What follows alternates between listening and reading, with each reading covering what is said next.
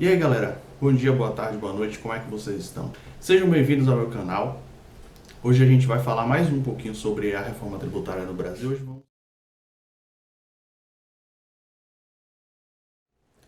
Hoje nós vamos fazer uma comparação do Brasil com a Estônia. A Estônia aí é um país que tem o sistema tributário mais avançado do mundo e o Brasil está aí em meio a uma reforma tributária com um dos sistemas mais atrasados do mundo. Nosso sistema tributário tem mais ou menos 60 anos. É verdade. Quer dizer, às vezes não.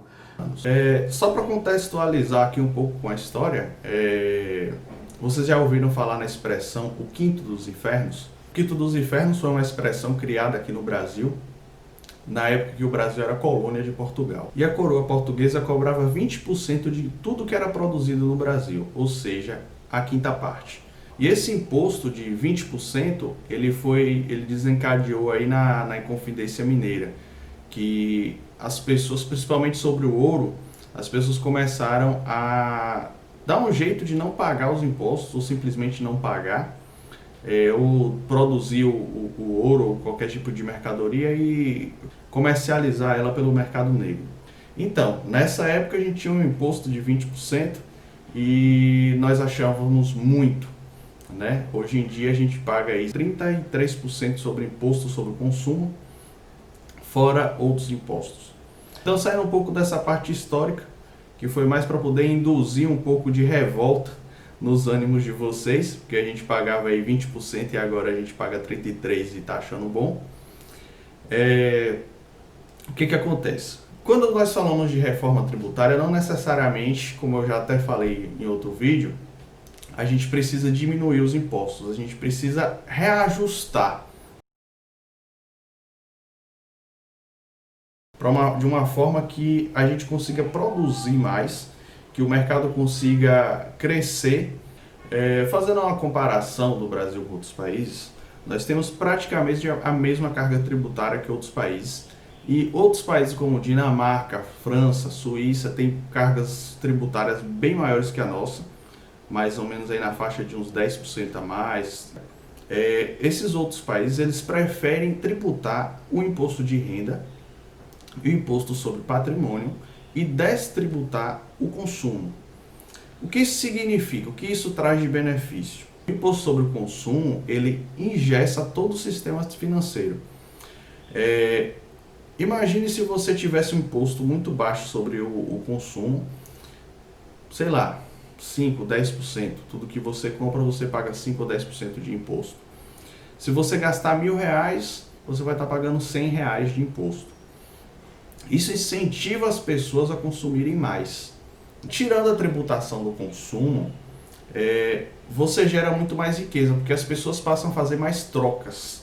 Então, depois de fazer essa breve introdução aí, primeiro ponto que nós vamos abordar é o seguinte: por que o governo prefere tributar o consumo? Porque é mais fácil. Ah, agora eu entendi! Entendeu? É muito mais simples você tributar o consumo. Então, do ponto de vista demagógico, é muito mais interessante para os governantes eles aumentarem o imposto sobre o consumo. Por quê? Quando se aumenta uma alíquota sobre um determinado produto, no IPI, no ICMS, no ISS, a primeira pessoa a sentir é quem está produzindo. A segunda pessoa é quem está vendendo, né? O comerciante da ponta. E a terceira pessoa que vai sentir isso é o consumidor final. Ou seja, primeiro você vai deixar revoltado o dono da fábrica, depois você vai deixar revoltado o comerciante e depois você vai deixar revoltado o consumidor. Quando chega no fim da cadeia, não tem nem mais graça. Você já recebe o produto com o preço mais alto, mas você nem sabe por que aumentou. Quando você aumenta o imposto de renda, você, o consumidor final, é o primeiro a saber.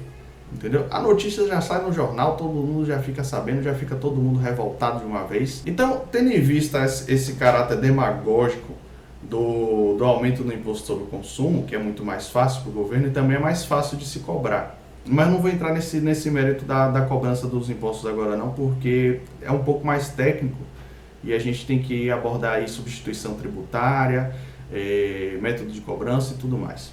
O segundo ponto importante é que Imposto sobre o consumo, ele afeta principalmente as pessoas que têm menos condições financeiras. Por quê? Imagine que uma pessoa que recebe R$1.000 por mês, ela vai no mercado e gasta R$100. Esses R$100 que ela pagou, ela vai ter uma incidência de 33% de imposto sobre o consumo, ou seja, ela vai pagar R$33. Agora imaginemos que uma pessoa que ganha R$10.000, ela vá no mercado e ela gaste R$100 também. Então, para a pessoa que ganha R$1.000 por mês, ela pagou 3,3% do seu salário somente nessa transação de imposto. E a pessoa que ganha R$10.000, ela pagou apenas 0,3%, 0,33%. Ou seja, o imposto sobre o consumo, ele onera muito mais as pessoas que ganham menos do que as pessoas que ganham mais. Então vocês conseguem entender que é muito melhor se onerar a renda e o patrimônio do que se onerar o consumo. Outro ponto importante é a tributação sobre o patrimônio. Quem tem um patrimônio muito alto é resultado de uma renda muito alta. Geralmente, quanto mais patrimônio as pessoas têm, mais renda elas têm. Então, a tributação sobre a renda e sobre o patrimônio, ela é muito mais justa do que uma tributação sobre o consumo, já que a tributação sobre o consumo afeta muito mais as pessoas com menor capacidade contributiva. Então, depois de analisar esses pontos, vamos à principal comparação, que é a tributação na Estônia e a tributação no Brasil. Então, lá na Estônia, eles cobram uma alíquota de 20% sobre o consumo. Tudo que é consumido, tudo que eles utilizam lá uma outra forma de cobrança de impostos, onde eles simplificam, ao invés de ter lá IPI, ICMS, vários impostos como a gente tem no Brasil, eles têm um único chamado de IVA. Esse imposto é de 20%. Alguns tipos de produtos como medicamentos, serviços médicos e tudo mais, eles cobram uma alíquota de 9,5%. Outro detalhe lá é que o imposto de renda, ele é uma alíquota flat de 20% para todo mundo, com isenção de €500 para quem ganha até R$1.300. Funciona da seguinte forma: eu vou botar o gráfico para poder vocês acompanharem a explicação, fica mais fácil. Então, no gráfico aí, da esquerda para a direita, esse gráfico é em euros. Quem ganha €100, ele tem uma isenção de €100. Quem ganha 200 tem uma isenção de 200, isso vai até os €500.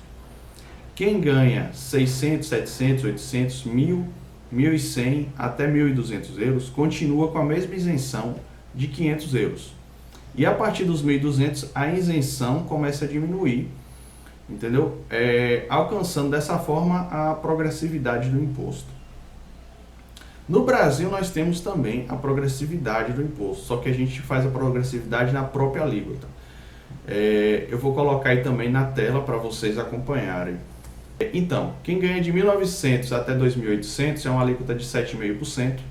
Quem ganha de 2.800 até 3.750 é de 15%. E quem ganha de 3.750 até 1.660 é 22,5%. E quem ganha mais de R$4.664 paga a alíquota de 27,5%. A gente tem aí também a progressividade.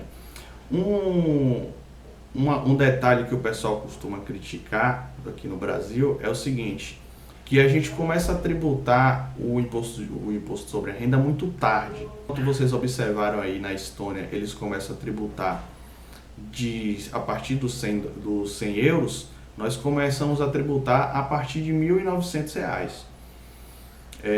Então, se a gente fosse ter uma reforma tributária decente, a gente ia ter um aumento, com certeza, no imposto de renda.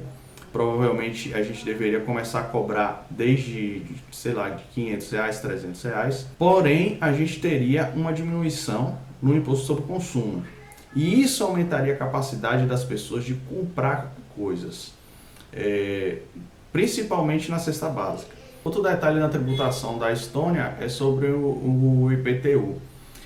Aqui no Brasil nós cobramos sobre o valor venal do imóvel, o valor que o governo acha que ele vale. Na Estônia eles cobram sobre o metro quadrado, aí vai passar a ser um imposto bem mais justo. Então é isso que eu tenho para falar hoje sobre os detalhes aí do imposto do Brasil e da Estônia.